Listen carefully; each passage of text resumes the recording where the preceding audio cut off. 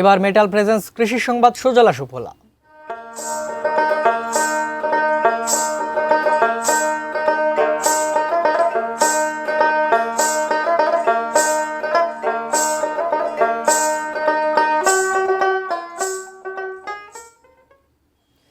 মেহেরপুরে জনপ্রিয় হয়ে উঠেছে মাচা পদ্ধতিতে সবজি চাষ।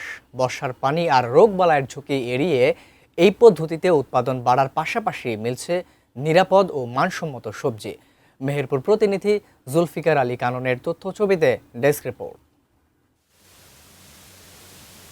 সবুজের সমারোহে ছেয়ে গেছে মাঠ। বাঁশের খুঁটি আর তারের তৈরি মাচার ওপর ঝুলছে লাউ, করলা, শশা, চিচিঙ্গা, চালকুমড়া ও বরবটির সারি। মাটির সংস্পর্শ এড়িয়ে বেড়ে ওঠা এসব সবজি এখন কৃষকদের জন্য হয়ে উঠেছে আশীর্বাদ। একবার মাচা তৈরি করেই বছরে 3 বার পর্যন্ত সবজি পাওয়া যায়। এতে ফল ও লতা মাটির স্পর্শে যায় না বলে পচন, রোগ ও পোকামাকড়ের আক্রমণের ভয় অনেকটা কম।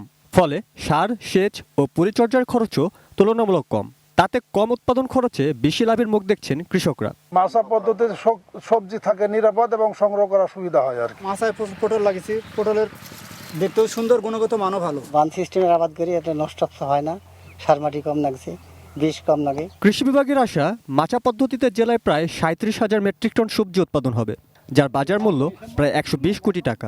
মাটির সংস্পর্শে আসলে ফসলের বিভিন্ন সময় দাগ হয়, এই দাগগুলোর কারণে মার্কেট ভ্যালু কমে যায়। তো মাচা পদ্ধতিতে দাগ হয় না এবং মার্কেট ভ্যালু সেখানে ভালো পাওয়া যায়।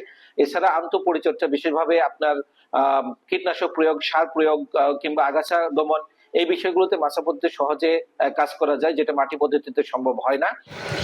Roni Hossain, desk report, ATN news.